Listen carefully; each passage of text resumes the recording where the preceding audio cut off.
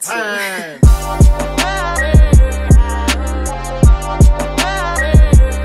Allez, bienvenue pour cet apéro mercato. On retrouve la Romerie à Marseille, Pointe-Rouge, on est bien là ici.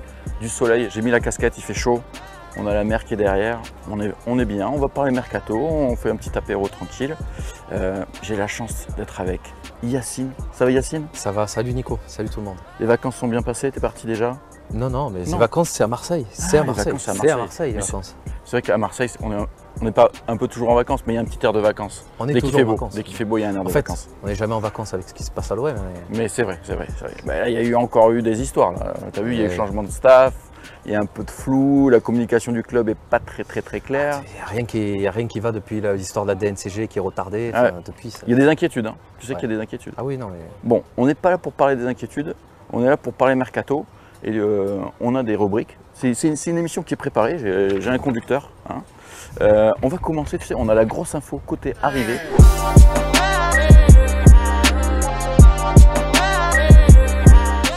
C'est une rumeur qui date parce qu'on en avait déjà parlé avant qu'il aille à Arsenal. C'est Nuno Tavares, donc c'est un latéral gauche plutôt offensif. On en parle à l'OM. Alors je donne quelques infos. Il a 22 ans, il a un contrat jusqu'en 2025. Il a rejoint Arsenal pour 8 millions d'euros en provenance de Benfica. C'est un joueur que l'OM voulait déjà avant qu'il y aille, je le répète. Longoria serait même allé à Londres pour négocier un prêt avec option d'achat. Voilà, latéral gauche, dans le système piston, ça peut correspondre, alors qu'on a une petite annonce au micro là pour la plage, mais normalement ça s'entend pas, Ryan. Qu'est-ce que tu penses de ce profil de Nuno Tavares? J'aime beaucoup le profil, c'est un joueur qui a une explosivité, une rapidité qui est assez impressionnante. Après, même s'il manque de rigueur sur le plan défensif, aussi dans le dernier geste aussi, que ce soit dans la dernière passe ou dans le dernier centre, c'est un joueur qui manque de rigueur, de lucidité. Je trouve que c'est un profil qui peut déstabiliser les blocs bas. Okay. C'est quand même un joueur que c'est très difficile. À partir du moment où tu as un joueur comme Payet ou comme Gerson qui sait s'intercaler dans les 30 derniers mètres pour jouer les phases de 1-2, un joueur comme Nuno Tavares, c'est difficile de le prendre en contre 1 parce qu'il va forcément créer des espaces. Il va vite. Il va très vite. Ça colle vraiment avec ce système, tu sais, tu dors en c'est piston. Donc c'est des mecs qui prennent vraiment le couloir. Donc les attaquants, ils vont plus être à l'intérieur pour laisser cet espace-là. Voilà. Donc pour toi, ça colle bien. Ça colle bien. C'est explosif, rapide, offensif. Exactement. Face aux petites équipes, ça peut faire beaucoup de bien. Après, forcément, c'est un joueur qui va manquer d'expérience et de rigueur dans les gros matchs.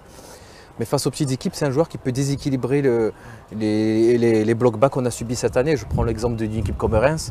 Nuno Tavares, c'est un joueur qui forcément va te pousser à défendre, va pousser Reims à défendre d'une autre manière. Tu ne peux pas défendre avec que des lignes resserrées. Il peut étirer les blocs équipes sur la largeur et libérer plus d'espace dans l'axe. C'est un profil très intéressant. Après, c'est sûr que ce n'est pas un joueur fini, mais est-ce qu'un joueur fini de ce niveau-là, on l'attrape? C'est aussi la question. Alors, moi, des retours que j'ai eus, il y a quand même des bémols. Et le premier bémol qu'on cite souvent, c'est défensivement.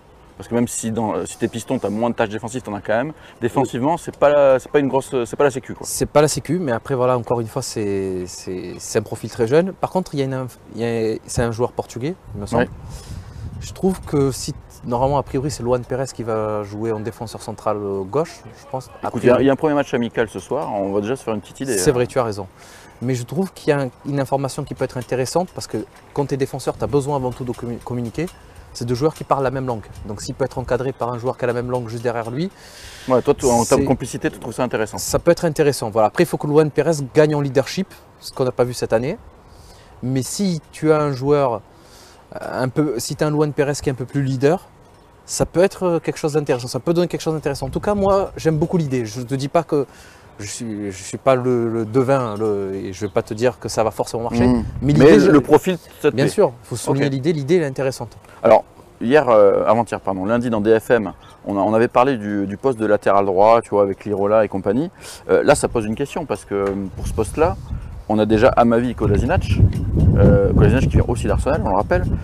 Quid de ces deux joueurs? Pour moi, il n'y a pas de question à se poser. Si on peut se débarrasser d'un des deux ou voire des deux, on le fait. Maintenant,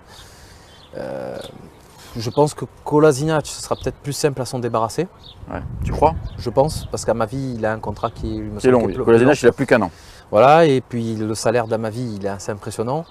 Je pense que dans le cas d'Amavi, on est un peu dans la même situation que celle de Gignac à l'été 2012, qui sortait de 2 saisons qui étaient Compliqué. Une saison et demie, on va dire, ou même 2 saisons qui étaient très compliquées, surtout la dernière, c'est un peu le même cas pour Amavi, et qui avait un gros salaire et tu ne pouvais pas t'en séparer. Pour moi, dans ce cas de figure, il n'y a qu'une seule chose, c'est de chercher à essayer de le relancer. Surtout qu'Amavi, ce n'est pas un mauvais joueur. Je pense même que c'est un bon joueur quand tu arrives à le remettre en confiance. On a vu avec Villas-Boas, il a réussi à en tirer un an très positif. Parce qu'au moment où il se relance à la période Lyon-Lille de 2019-2020 jusqu'à la blessure à Rennes, Ouais, il affichait un bon niveau.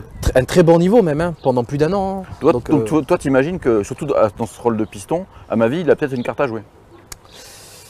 Oui, et puis même, je pense qu'on peut en tirer peut-être même quelque chose en défenseur central gauche, même si ça n'a pas marché avec Sampaoli. Ça n'a pas marché avec Sampaoli. Après, moi, je trouve qu'il n'a pas les capacités défensives. Tu vois, c'est pas un défenseur dans l'âme. C'est un ancien allié lui aussi qui a été reconverti. Oui, mais tu le sens dans son placement et dans sa faculté à pas être agressif sur le porteur de balle. Il manque, c'est vrai que des fois, il manque un peu d'agressivité. Il défend comme Evra, il met les bras derrière le truc et il attend, tu vois. Il manque d'application, il fait des erreurs qui sont fatales. En Ligue des Champions, il en a fait une à l'Olympiakos.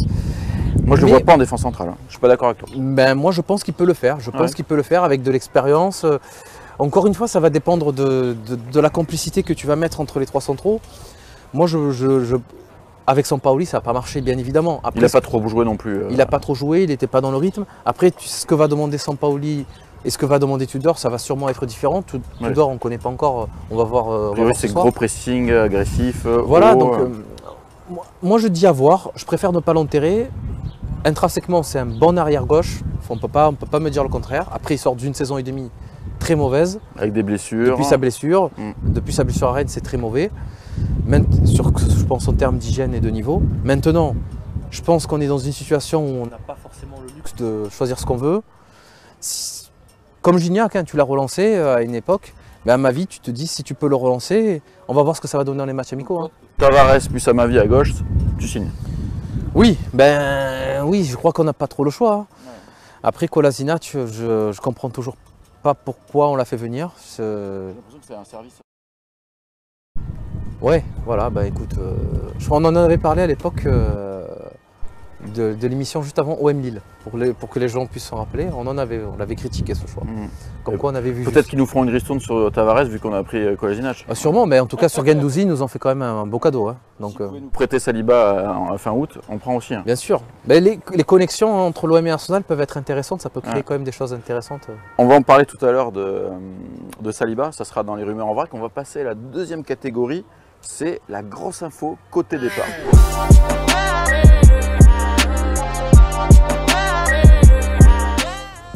Et cette grosse info, bon, ça fait un petit moment qu'on en parle, c'est Luis Enrique.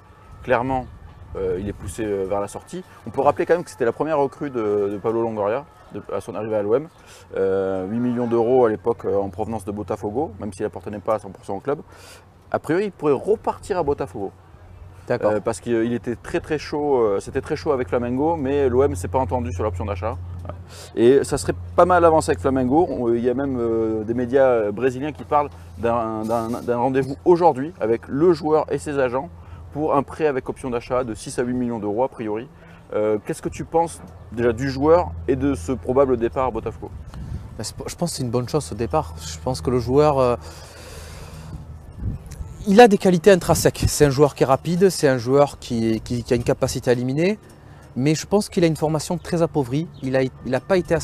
Sa formation n'a pas été assez nourrie par le jeu. Par exemple, je vais te donner un exemple. Luis Enrique, il a beau être rapide, il ne va jamais réussir à passer en vitesse son adversaire, tout simplement parce que ses circuits de course ne sont jamais les bons. Il fait toujours 1 ou 2 pas de trop. Ses qualités ne sont pas adaptées par rapport au jeu. Je trouve que sa formation au Brésil a été très individualisée et pas assez nourrie par le jeu. Il manque de périodisation tactique dans ses entraînements, sans doute.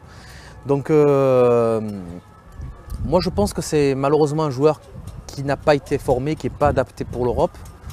Et par sa formation appauvrie par le jeu, je ne lui vois pas un grand avenir à l'OM. Et je pense qu'il faut s'en séparer et essayer le plus rapidement possible. Moi, j'ai jamais compris. De toute façon, même son arrivée, moi, je ne l'ai jamais compris. À ce moment-là, c'est vrai que moi aussi, j'avais pas compris. Parce qu'à ce moment-là, tu n'avais que Benedetto devant, il te fallait un attaquant. Moi, j'ai pas compris pourquoi. Villas-Boas l'avait dit d'ailleurs. Villas-Boas, il voulait Nunez, il voulait Darwin Nunez. Ouais, et ça s'est joué à pas grand-chose. À jouer à pas grand-chose. Donc c'est vrai que sur ça, moi, j'avais critiqué à l'époque le choix de Pablo Longoria. Il y avait beaucoup de gens aussi. Et c'est vrai que je pense que même Pablo, il sait qu'il s'est trompé, je pense, sur ce choix-là.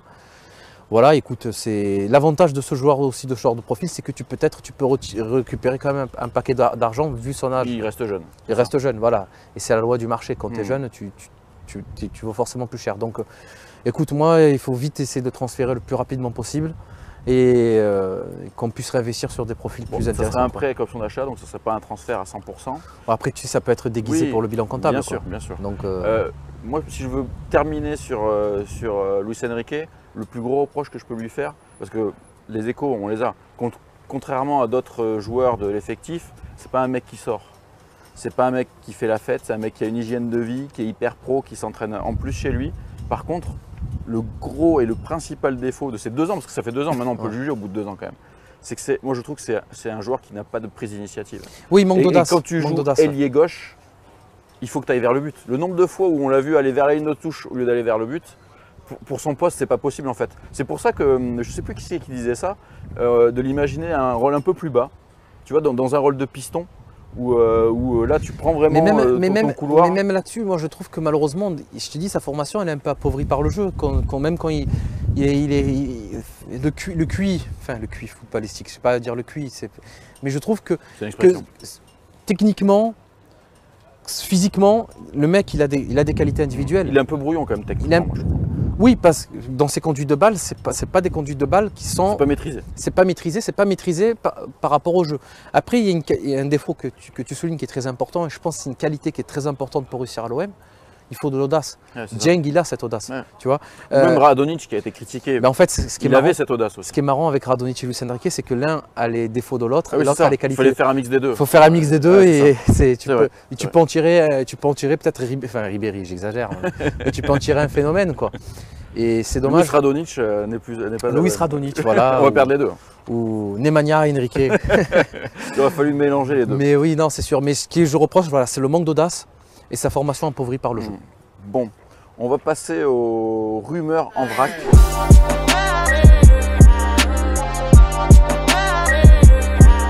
On en a sélectionné 4. Il y a beaucoup de rumeurs, vous le savez. Cet été, c'est quand même assez incroyable. On a des tableaux mercato qu'on publie tous les jours. À cette période-là, on n'en a jamais eu autant. C'est dingue. Bon, on commence à en barrer quand même. On en a barré quelques-unes, mais il y en a encore beaucoup. Là, aujourd'hui, on va évoquer 4 noms. Déjà, j'en parlais tout à l'heure, William Saliba, il vient de prolonger avec Arsenal. Est-ce que pour toi, c'est une mauvaise nouvelle, on ne le reverra jamais, ou au contraire, ça nous ouvre la porte à un possible second prêt? Mais pour moi, c'est une bonne nouvelle, parce que je pense que c'était une connerie de mettre 20 ou 25 millions ou 30 millions sur Saliba. Pour moi, ça allait être une connerie, parce que c'est un joueur qui a fait une excellente saison. Maintenant, on a tendance à dire que quand on met une certaine somme, on pense que la progression est linéaire. C'est pas parce qu'un joueur il a atteint un certain niveau à 21 ans qu'il va atteindre x2 ou x3 à 25 ans. Tu vois ce que je veux dire? Et donc moi, c'est vrai que je trouvais un peu risqué d'investir 30 millions au vu des moyens de l'Olympique de Marseille sur un joueur comme Saliba. C'est déjà sa première chose. Maintenant, parce que je pense, regarde un exemple, Nicolas Nkoulou, quand il arrive à l'OM, ses 2 premières saisons sont exceptionnelles, mais après, il n'a pas progressé, il a même régressé. Pourtant, au début, on se disait, quel joueur incroyable. Quel joueur, voilà. Ouais. Tu vois, ou même on a un exemple avec, alors je me rappelle plus exactement l'âge, Van Buyten, c'est un joueur qui a atteint un certain niveau à un certain âge, mais après, à l'OM, sa cote, elle a baissé. Donc, voilà, il faut rester mesuré là-dessus. Je pense que la progression de Saliba n'était pas forcément linéaire, même si son niveau était assez exceptionnel pour son âge, il faut le reconnaître. Maintenant, moi je pense que l'option la plus intelligente pour l'OM, c'était de le prolonger avec Arsenal et de le prêter. A priori, c'est quand même pas la tendance. Hein. C'est pas la tendance. Moi je pense que c'était la meilleure issue. C'est la meilleure issue. Après, Arsenal, est-ce qu'on sait combien d'années il va prolonger avec Arsenal? Je crois que c'est 1 an. C'est 1 an. Moi je pense que sous réserve. Pour Saliba, ça va dépendre de si Arteta compte dessus. Si Arteta ne compte pas sur lui, il y a une année de Coupe du Monde. Ça peut être intéressant pour jouer fin août, quoi. Ça peut être intéressant pour tout le monde. L'OM va récupérer un bon joueur sportivement. Arsenal va avoir la cote de son joueur qui va monter s'il finit en Coupe du Monde. En bonne intelligence, on connaît les relations entre l'OM et Arsenal. ça peut se faire. Maintenant, tout va dépendre de ce que veut faire Arteta. Si Arteta compte dessus, bah écoute, merci, Oui, là, au revoir. fini, là, c'est fini. Mais après, moi, tu sais, je ne veux pas regretter parce que je pense que c'est énervant de faire progresser un joueur et que tu n'en tires pas la plus-value. Ça, c'est sûr. Mais si le joueur il t'a apporté directement d'entrée, c'est ça aussi. Si t'as apporté, t'as fini C'est comme, second. pour moi, c'est comme si tu fais. Je pense qu'il faut le regarder du même principe que quand tu fais signer un joueur d'un an, de 29 ans ou de 28 ans. S'il est bon directement, eh ben, tu ne le regrettes pas. Eh ben, au final, on peut dire peut-être la même chose avec Saliba. Au final, Alvaro, quand on regarde bien, il t'aura été utile 2 ans. Est-ce qu'au T'aurais pas final. dû le prolonger, quoi. Voilà, tu n'aurais peut-être pas dû le prolonger, mais est-ce qu'il ne faut pas aussi raisonner peut-être sur des signatures de joueurs d'un an et si le joueur répond présent d'entrée, bon voilà. Oui, c'est ce qui aurait pu être le cas avec Witzel, un dossier qui n'est pas allé au bout. Ben, franchement, bravo pour l'information d'ailleurs, hein, parce que non mais franchement, c'est pas pour, mais chaque jour je vous sortez des bonnes infos Non, là. pas tous les jours. Non, mais on en a pas eu- tous les jours. On en a eu un peu cette année. Moi écoute, tu sais, depuis que vous en sortez, tous les jours je suis sur ton site à 8 h du matin. Non, mais alors, ne fais pas ça parce qu'il n'y en a pas tous les jours. C'est pas notre métier. C'est pas notre métier. Mais quand on a des bonnes infos, on les sort. Deuxième nom, Nico Gonzalez, FC Barcelone, jeune joueur, très talentueux. Il y a Franek qui nous en avait parlé, il nous avait dit que du bien. C'est un joueur intéressant parce que comparé à tous les petits joueurs, comment il s'appelle, Pedri ou même Gavi, qui sont des joueurs de petite taille, lui c'est un joueur plus grand. En termes de taille, c'est plus du De Jong, tu vois. Ouais. L'info qui est sortie hier dans les médias espagnols, c'est que le joueur, lui, il serait intéressé. D'autant qu'il serait assez pote avec notre ami Conrad. Le problème, c'est que pour l'instant, Xavi, il bloque. Xavi, il ne veut pas le voir partir parce que De Jong, il y a des grosses négociations pour un départ à Manchester United. Donc, le mec est bloqué. En termes de profil, joueur plutôt technique, c'est plutôt un 8. Il peut jouer 6, il peut jouer plutôt aux 2 postes. Joueur assez intéressant, je l'ai même vu jouer un peu plus haut au Barça. Qu'est-ce que tu penses, toi, de ce genre de profil? Ben, c'est un profil intéressant, surtout que vu que ça, je pense que ça va être un prêt sec, non?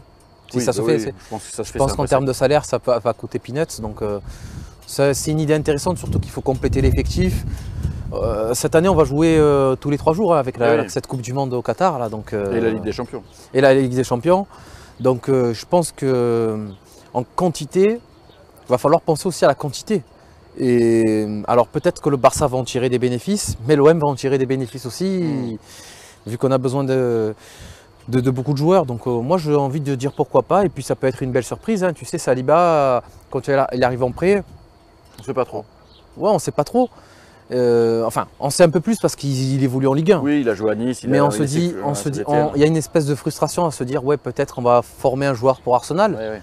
Mais après, si le joueur répond présent d'entrée, C'est ça. la frustration, elle sera levée. Et pour Nico Gonzalez, ça peut être le cas aussi. Après, donc, le meilleur truc dans ces cas-là, c'est de faire un prêt, mais avec une option d'achat non obligatoire. Comme ça, tu vois. moi, je pense qu'il faut jauger l'option d'achat en fonction du salaire que tu vas payer. Moi, si tu mets sans option d'achat, le Barça va tellement tirer de bénéfices qu'il faut leur dire, écoute, tu vas prendre un peu plus de salaire. Le salaire, c'est pas qu'une partie, tu prends une très bonne partie du C'est un salaire. jeune joueur qui sort de la Masia, c'est pas un gros salaire du Barça. Surtout que voilà, eux, ils vont pas le faire jouer, donc sa progression, elle va être ralentie. Et puis lui, il a l'occasion de venir dans un club qui joue la Ligue des Champions. Ça, Exactement. c'est quand même un argument de poids. Quoi. Et puis aujourd'hui, Barcelone, c'est plus non plus le grand Barça, c'est un Barcelone en reconstruction. C'est en Même s'ils reconstruction. sont ambitieux quand même. Hein. C'est ambitieux, Il y a oui, Rafinha, voilà, mais bon, qui arrive. c'est passé de Barcelone à l'OM, c'est plus comme il y a. Pourtant, l'OM était une meilleure équipe il y a 10 ans. L'écart qu'il y a entre Barcelone et l'OM, c'est plus le même qu'il y a 10 ans non plus. Et pourtant, l'OM d'il y a 10 ans était bien plus fort que l'OM d'aujourd'hui. Donc, enfin, d'il y a 10 ans, pardon, d'il y a 12 ans, excusez-moi. Parce qu'il y a 10 ans, c'était l'été de 2012. C'était le fameux été où, d'ailleurs, il y a eu Gignac dont on parlait cette année. On va passer à un autre nom, ça c'est. Nous, on l'appelle la catastrophe industrielle. C'est Kevin Strootman. Ah, je m'en doutais, vu le surnom. A priori, il s'entraîne à part. Il n'est pas avec le groupe pro. Clairement, Pablo Longoria, il veut trouver une solution pour ce joueur. Je le rappelle, je crois que son salaire, c'est 550 000 € par mois. Hein. Net. Non, c'est brut. Ah, brut. Oui. D'accord. Faut exagérer. Ce qui se passe là, c'est qu'il aurait des possibilités dans les pays du Golfe. Je ne suis pas sûr que ça l'intéresse vraiment. Mais au moins, si tu as cette option-là, tu peux le libérer et tu te débarrasses. Parce que si tu le prêtes encore une saison, même s'il lui reste 40 contrats, tu vas encore payer 50-70% de son salaire. Non, mais de toute façon, après, même si tu le libères, tu payes peut-être une certaine partie de son salaire. Tu vas devoir peut-être payer plusieurs mois. C'est un déguisement, de toute façon. Comme Mitroglou. De toute façon, que tu le prêtes ou que tu le libères. Non, mais après, quand tu as, tu vois, Mandanda, Vu Oui. qu'il a trouvé un contrat à Rennes, ils l'ont libéré. Là, je pense pas qu'ils aient payé des mois en plus. Ah, Tu vois, c'est après, ça le. je sais pas parce que tu sais, pour service rendu, le Real Madrid en 2014, ils ont payé la moitié du salaire de Casillas. Hein. Donc, Ouais. quand Mais il part à bon, Porto. Casillas, c'était un salaire de dingue. C'était plutôt le Real qui voulait s'en D'accord. débarrasser. Ok, Là, ok. c'est plus Mandanda qui voulait partir. Oui, Je- surtout je- que Pinot, je- il a aligné quand même le Oui, chèque. Ouais, moi, donc, ils lui donnent plus que ce qu'il gagnait à l'OM. Donc, D'accord. je pense pas que l'OM, dans ce cas, l'OM, ils ont fait une bonne opération en termes salarial. En termes sportifs, on se posera la question. on se pose. Ouais. Mais en termes salarial, c'est une bonne opération pour l'OM. Donc pour revenir sur Strootman, il y a une différence dans le dossier Strootman parce que ça fait quand même un moment qu'on cherche à s'en séparer, même avec Villas-Boas on cherche à s'en séparer. Là la différence c'est qu'il lui reste qu'un an, pas 3 ans. Un an.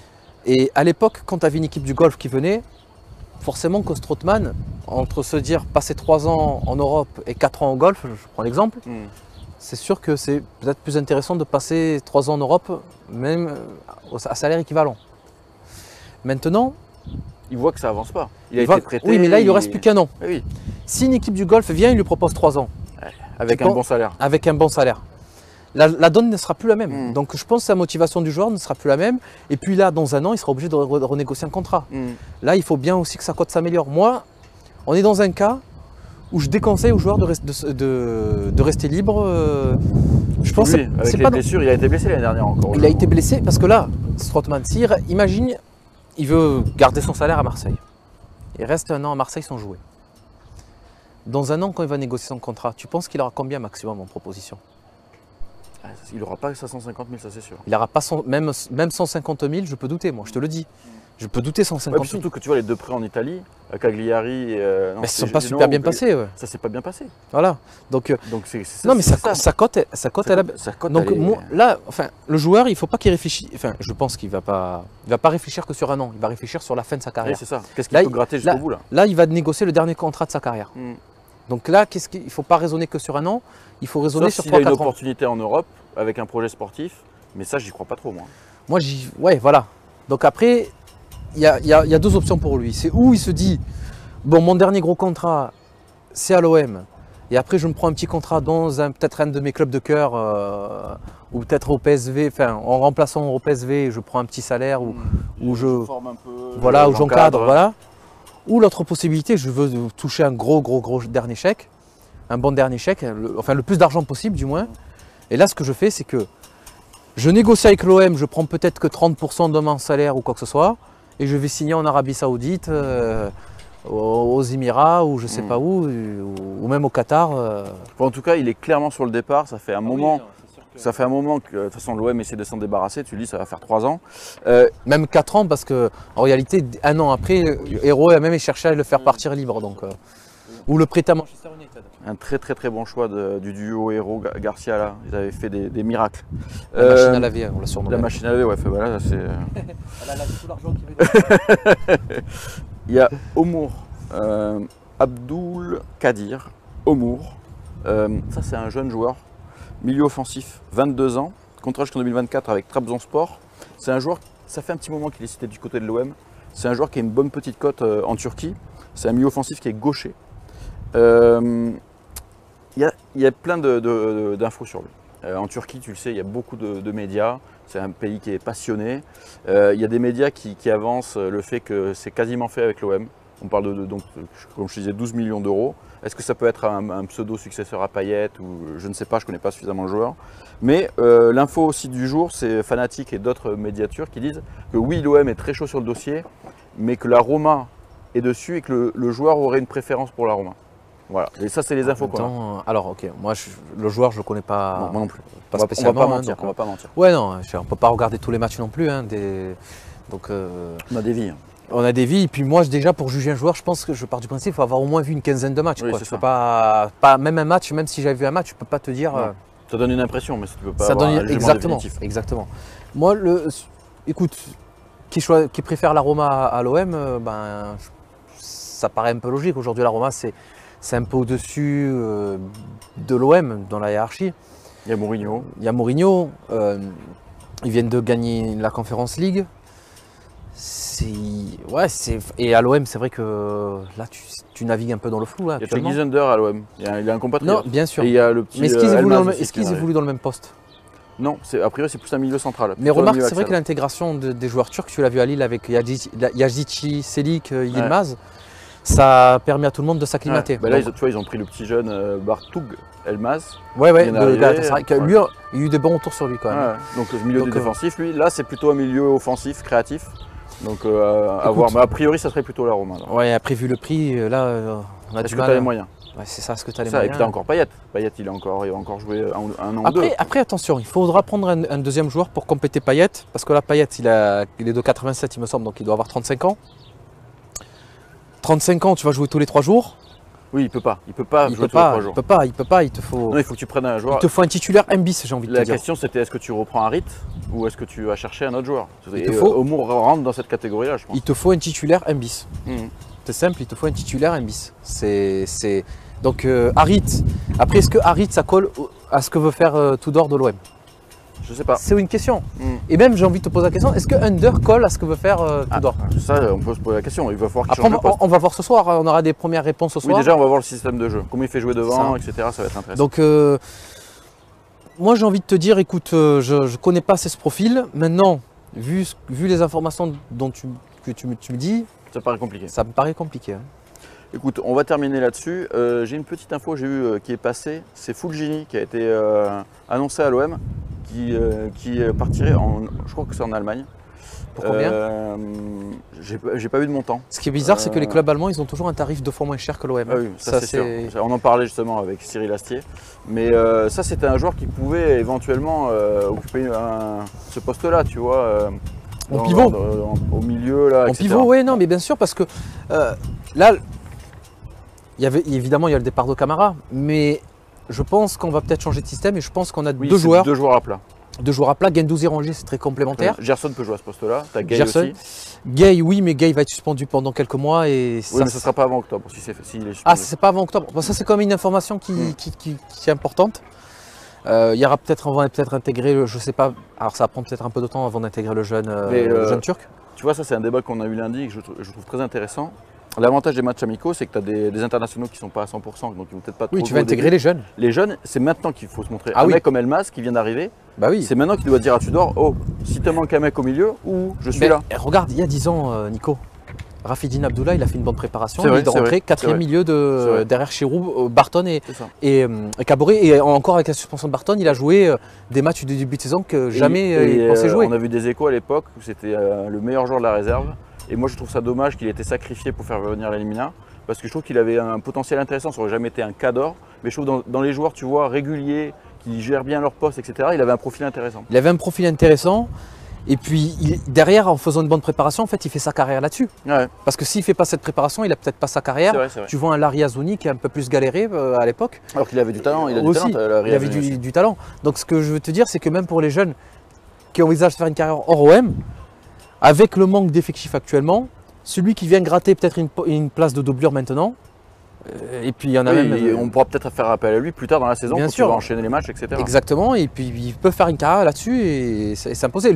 Lucas Perrin, c'est pas le meilleur défenseur. Je veux dire, je suis pas sûr qu'il soit meilleur que Sparagna ou Aloé quand il démarre. Ouais, bien sûr, mais en Ligue 1, c'est un mec qui a la rage, qui est. Mais c'est quoi la différence? C'est quoi la saison qu'il fait à Strasbourg? Mais c'est quoi la différence? C'est que à la préparation de l'été de Villas-Boas 2019. Il a saisi sa chance. Ouais, c'est ça. Et quand Strootman est à Toulouse, il dit je ne veux pas jouer défenseur central, Villas-Boas, il dit allez, je mets Perrin. Et c'est là où il saisit sa chance, il fait une carrière là-dessus. Alors que d'autres qui sont peut-être pas forcément moins talentueux, ils ont pas fait la même carrière. Ils vont pas faire la même carrière que lui. C'est aussi mental, il faut savoir se montrer au bon moment. C'est une histoire D'où aussi l'intérêt de ces premiers matchs amicaux où les joueurs sont pas prêts clairement. Il ne faut pas attendre un niveau de jeu incroyable, mais c'est justement le niveau des jeunes. Moi, c'est là où c'est intéressant. C'est la mise en place tactique et ce que vont faire les jeunes. C'est ça les deux intérêts pour moi du match. On le rappelle face à Marignane Gignac ce soir à 19h. Allez, on va passer à une autre rubrique. C'est le mercato des concurrents OM.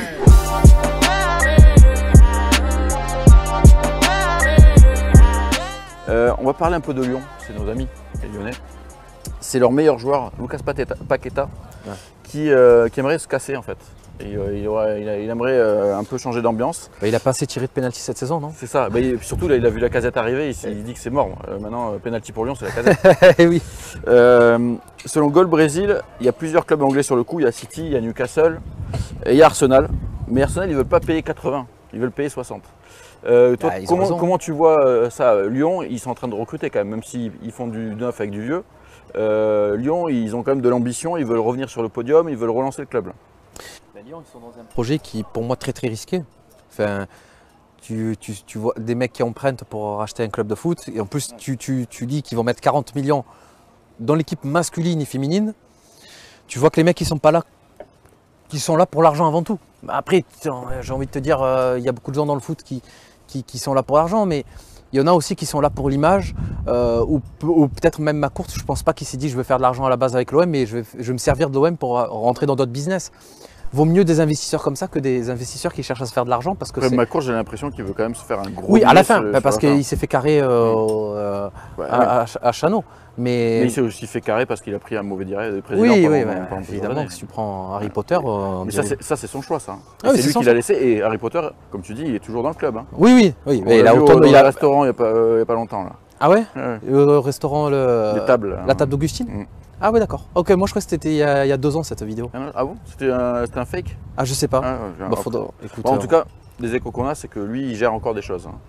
Ben, ok, ouais. Mais en tout cas, pour revenir là-dessus, parce qu'on va pas s'écarter du débat qui était sur Lyon. Recentre un peu le débat. Oui. Mais quand tu vois ce qui se passe avec Bordeaux, à la base, je parle pas avec Gérard Lopez, mais juste d'avant. Ben, dans la continuité. Voilà, oui, qui est dans la continuité. Tu te dis, attention à qui rentre au club. Dans le cas de Lyon, c'est urgent pour eux de finir podium. Là c'est plus vital pour Lyon d'aller sur le podium que pour l'OM. Si tu coupes Lyon de podium pendant 2-3 ans, ça ne va pas faire qu'avec un McCourt. Ben là, l'année prochaine, s'ils n'y sont pas, c'est très chaud pour eux. C'est très chaud. Là, donc là, tu les mets en danger. Tu mets en danger et il n'y aura peut-être plus de pénalty pour Lyon. Donc, déjà, il y en a moins. Tu sais que Turpin, il est passé au PSG maintenant. Oui, mais après, voilà. Après, quand il y a Wembley, t'inquiète pas que les pénaltys. J'ai l'impression que l'Ouest a été déçu par son ami Turpin. Il y a eu des déceptions. Non, mais mis à part les trolls, Nico, on va en chambre, on a millionné. On est dans l'humour quand même, il faut le préciser. Oui, c'est l'humour. Mais pour reparler un peu plus sérieusement, là, attention, moi je doute que ce soit qu'un projet sportif. Et pour Paqueta, je doute qu'il y ait ces offres-là. Moi, je pense sincèrement que s'il y a 60 millions qui arrivent sur Paqueta, il l'amène à l'aéroport direct. Moi, j'y crois. Moi, je pense qu'ils veulent faire fuiter pour essayer de le vendre. Moi, c'est mon ressenti. Ils ont besoin de rentrer de l'argent, là. Ben, le problème, Aouar. Parce qu'en fait, on oublie quelque chose. Mais quand ils vont chercher Paqueta, il y a 2 ans, Aouar doit partir. Et c'est à ce moment-là qu'ils n'arrivent pas à le vendre. Ils sont dettes ils finissent avec je ne sais plus si c'est une dette ou un déficit de 50 millions. Et après, après, ils ont fini endettés, quoi. Ouais, puis ça fait 2 ans qu'ils font pas de Ligue des Champions. Ça fait plus que 2 ans. 2019-2020, 2020-2021, 2021-2022. Ah oui, 3 ans. 3 ans. Ils ont fait de Ligue Europa. En fait, 2019-2020, ils jouent avec des champions, mais ils ne se qualifient pas pour la Ligue des Champions. Tu vois ce que je veux dire? Ça va faire 3 ans. Donc, merci Rudy Garcia. Oui, et puis je pense que ce n'est pas le seul responsable. Non, mais il a sa petite part, quand même. Après, donc, là, pour l'histoire de Paqueta, je pense sincèrement qu'ils vont faire leur maximum pour le vendre, comme Moussa Dembélé, ils vont essayer. Et même à voir s'ils peuvent le vendre, ils vont chercher parce qu'il te faut des rentrées d'argent. Ouais. Et que c'est pas avec 40 millions sur masculin plus féminin, mais tu crois même avec 40 millions avec masculin, c'est pas ce qu'il faut à Lyon, il faut plus. Ouais. On parle quand même d'un club qui veut retrouver le podium. Et aujourd'hui, il n'y a pas que l'OM qui est concurrent, il y a Rennes que tu peux mettre, pour moi, que je place aujourd'hui dans le même standing qu'eux, et Monaco. Monaco, je l'ai même un peu au-dessus. Ouais. Tu vois que l'OM est un peu en perte de vitesse. Alors même si l'OM a fini 2e, je place Monaco un peu au-dessus de l'OM. Nice aussi. Nice, je les mets un peu en dessous, honnêtement. Ils ont récupéré Favre aussi, c'est un bon coach. Oui, mais on va voir les investissements qu'il y aura cet Oui, été. mais je pense que la France du football a surcoté, et je l'ai dit tout au long de l'année, l'OGC Nice, ils ont un effectif qui était pas assez mature. Pas assez mature. Ouais. Et Galtier, moi je te le dis, il a fait 10 miracles.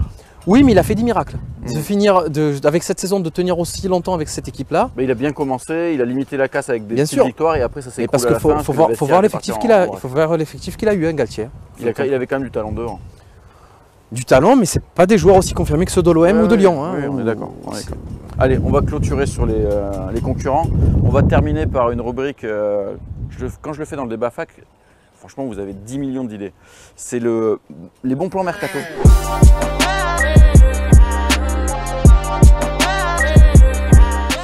Toujours des bons plans mercato. Est-ce que tu as un petit bon plan mercato à nous proposer pour cet été? Alors un petit bon plan mercato, Moi, actuellement, je trouve qu'il nous manque des défenseurs centraux parce que j'envisage un départ aussi de Caleta-Car et Alvaro, je pense qu'il va partir aussi. Je pense que c'est quasiment fait avec Alvaro. Ça négocie. Ça négocie, bon. Ils sont en instance de départ pour les deux, le bon terme. Saliba, ça sent mauvais. Donc moi, j'ai Gigot et Touré qui sont arrivés quand même. Gigot et Touré qui sont arrivés. On a Luan Pérez, on a Balerdi, mais il nous faudrait quand même un autre défenseur en plus. Et moi, il y a un défenseur que j'aime beaucoup qui peut jouer sur les 3 postes de la défense, puisqu'on devrait partir avec 3 défenseurs axiaux. C'est un joueur de Lille qui reste 2 ans de contrat qui s'appelle Thiago Diallo. Ils vont pas nous vendre un braquage, ils l'ont payé un peu, non, à l'époque, je me souviens plus. C'est plus ça. Ah, je ne me rappelle plus du prix auquel ils l'ont payé. Ils vont pas nous le donner en tout cas. Bah, je pense que ça va autour de 10 millions, c'est jouable. Hein. Je pense surtout que Lille. Mais bon, quand tu as déjà recruté deux joueurs à ce poste-là, tu vas mettre 10 millions sur un défenseur central encore? Tu as recruté un jeune. Tu me casses dans mon plan. Ouais, non, mais tu me casses. Mais moi, est-ce que je t'ai dit que j'approuvais le fait de mettre. Enfin, est-ce que pour toi, Isaac Touré va partir titulaire la semaine prochaine? Je suis pas sûr, ça dépend ce qu'il va faire. Là, ça va être intéressant de voir ce qu'il propose. Alors, écoute, moi, Thiago Diallo, pour moi, c'est un joueur, son poste préférentiel, c'est axe droit, dans une défense à 3. Donc à la place de Saliba, quoi. À la place de Saliba. Moi, Gigot, j'ai quand même un peu des doutes sur sa capacité, sur sa rapidité, sur son explosivité à jouer axe droit. Je me dis, ça peut être un patron dans l'axe. Parce que Balerdi, est-ce que tu veux directement donner les clés à Balerdi cash directement? À voir. À voir. Mais on va voir avec la préparation. Lui, ça va se jouer avec la préparation. Mais aujourd'hui, Balerdi, pour moi, axe droit, il n'est pas encore prêt pour jouer axe droit parce que je trouve que c'est en niveau anticipation latérale. Il a tendance un peu à trop s'enflammer et à faire des mauvais circuits de déplacement. J'espère qu'il a regardé la vidéo pendant son opération. Après, ça remet. À ce qui paraît, il a été très sérieux. Hein. Ouais. Mais c'est peut-être la saison de Balerdi. Hein. C'est peut-être la saison de Balerdi. Mais aujourd'hui, moi, je me dis que axe droit, il y a peut-être un manque avec le départ de Saliba. Et je trouve que Thiago Diallo, c'est son poste préférentiel. En plus, il peut jouer aux 3 postes de la défense. Et même si tu joues, à 4. Même si tu joues à 4, je pense qu'il peut jouer même arrière gauche et arrière droit, je pense, sincèrement. Moi, j'aime beaucoup ce profil-là, très rapide. Il a de l'expérience en Ligue des Champions. Il est très physique. Il a un profil, il a un vrai potentiel. Il a une vraie qualité d'anticipation. C'est un joueur qui, dans les duels, peut être là. Sincèrement, c'est un profil qui me plaît. C'est un profil qui me plaît. Après, si tu me dis que ça ne rentre pas dans les finances, ben ok. Ouais, moi ça me paraît cher pour un défenseur central. Est-ce que tu as les moyens de remettre de l'argent? Ça coûte 10 millions. Mais après, voilà, est-ce que tu t'es permis aussi de mettre 8 millions sur Isaac Touré? Est-ce que tu peux, qui est un prometteur, est-ce que tu ne peux pas te permettre de mettre 10 millions sur un joueur plus confirmé qui a de l'expérience en Ligue des Champions? C'est la question que je me pose aussi, tu vois. Donc, ok, on note. Avant de clôturer cette émission, je pense qu'il faut trouver un gardien, non? Aussi, c'est vrai. Parce que là, avec le départ de Mandanda, et on parle d'un départ de Simon, je sais, bon, on en parle, je ne sais plus dans quel club, mais il y a Lecomte qui est à Monaco, qui clairement ne joue pas. Je me disais que c'était peut-être une opportunité, on en a beaucoup parlé. Attends, ça dépend du salaire quand même. Hein. Ah, il a signé à l'Atlético? Ah, ça, c'est... Mais il est revenu. Il est revenu à Monaco. C'était un prêt. Parce que l'Atlético va récupérer Garbich qui était parti à Lille. Je crois qu'il est en négociation avec un autre club espagnol, Ryan. Donc je me disais peut-être que pour mettre un second gardien qui a un niveau qui peut tenir la baraque s'il y a une blessure, c'était pas mal. Voilà, c'était un bon plan mercato. Vite fait comme ça, je le jette. Dites en commentaire ce que vous en pensez sur YouTube, n'hésitez pas. On va clôturer cette émission parce qu'on a pas mal tchatché. Je sais que je peux compter sur toi. Tu pars, mais c'est bien. Pour l'apéro mercato, c'est parfait. On dit aux auditeurs, rendez-vous ce soir. Pas chez nous, mais sur BFM Marseille, il y a un petit match amical. N'hésitez pas à y aller. Si vous avez des subs à lâcher, c'est sur nos live Twitch, pas sur le live de l'Hub. Il y a Jean-Charles, je crois, ce soir. Il y a Jean-Charles. Jean-Charles est sur BFM. Ah, moi, je vais regarder Jean-Charles ce soir. Hein. Donc ça sera intéressant. Il fera l'avant-match. Je ne sais pas s'il sera bord terrain, mais il fera l'après-match aussi. Enfin, il sera là-dedans. Donc regardez BFM Marseille. Nous, on se retrouve lundi pour Débat Foot Marseille. N'hésitez pas à nous suivre. On est là, les rumeurs mercato. La préparation commence, les premiers matchs amicaux. On va reparler ballon. Ça nous fait plaisir. On fera peut-être un petit live, je verrai si j'ai le temps. Vendredi, je ferai peut-être un petit live pour parler un peu de tout ça. Mais en tout cas, sinon c'est DFM lundi 17h30. Portez-vous bien. Merci Yacine d'être venu. Merci à toi. Magnifique endroit, la Romerie avec la mer derrière. On est à Marseille. Mais moi, je ne vais pas attendre lundi pour aller sur site FCM parce que là, je te sens chaud niveau info. Attention, il fait du teasing, mais il n'y a pas forcément quelque chose derrière. Non, mais tu m'as surpris depuis le début du mercato. Franchement, je te tire mon chapeau. Non, c'est pas moi qu'il faut qu'il y ait forcément les infos. On a eu quelques... En plus, il est modeste. Merci à toutes et à tous. Merci à tous. À très bientôt. À très ciao.